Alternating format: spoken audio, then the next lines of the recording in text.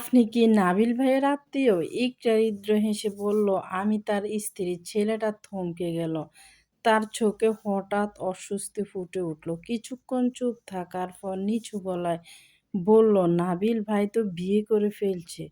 মুহূর্তের জন্য ইকরার চারপাশটা নিস্তব্ধ হয়ে গেল। সে যেন ঠিক মতো নিঃশ্বাসও নিতে পারছিল না। কি বললেন? ছেলেটা মাথা নিচু করল।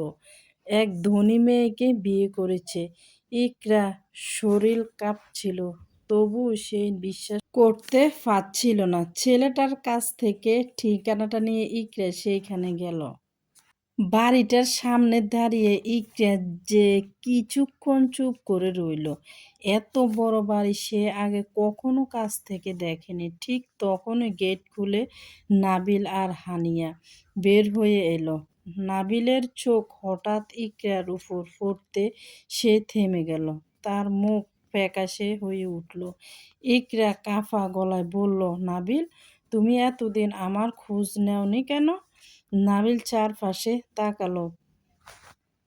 তার চোখে স্পষ্ট অস্বস্তি। হানিয়া বিরক্ত গলায় বলল, এই মেয়ে কে? কয়েক সেকেন্ড চুপ করে রইল নাবিল। তারপর বলল, আমি চিনি না। কথাটা শুনে ইকরা মনে হলো কেউ যেন তার বুকের ভিতরটা ছিঁড়ে ফেলল।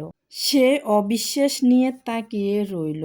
নাবিল, আমি ইকরা। নাবিল এবার কঠিন গলায় বলল, আপনি ভুল করছেন।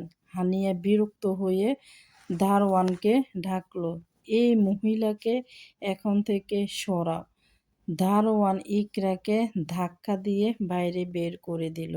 রাস্তার পাশে দাঁড়িয়ে অনেকক্ষণ নিঃশব্দে কাঁদছিল ইকরা। তার মনে হচ্ছিল আজ যেন তার পুরো পৃথিবীটা শেষ হয়ে গেছে।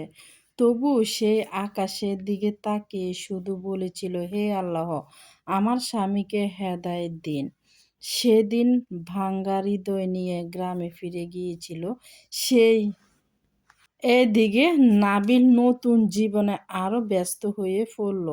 বড় অফিস, দামি গাড়ি আর শহরের অভিজাত মানুষের সাথে চলাফেরা সবকিছু পেয়ে সে ভাবতে শুরু করেছিল, এটা বুঝি সফলতা। কিন্তু সে জানতো না যে মানুষ নিজের সবচেয়ে আপন মানুষটার হৃদয় ভেঙে দেয়, আল্লাহ তার জীবন থেকে শান্তিও কেড়ে নেয়।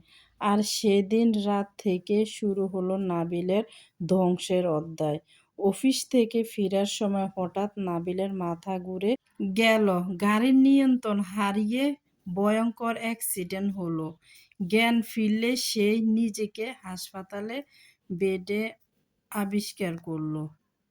তার একটা পা মারাত্মকভাবে ভেঙে গেছে। ডাক্তার বললেন সুস্থ হতে অনেক সময় লাগবে। হাসপাতালের সাদা ছাদের দিকে তাকিয়েছিল নাবিল।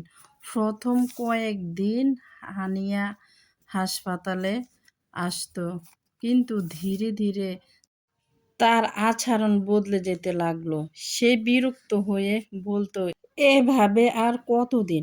নাবিল অবাক হয়ে তাকিয়ে থাকতো। এই কি সেই মেয়ে যার জন্য সে নিজের স্ত্রীকে অস্বীকার করেছিল?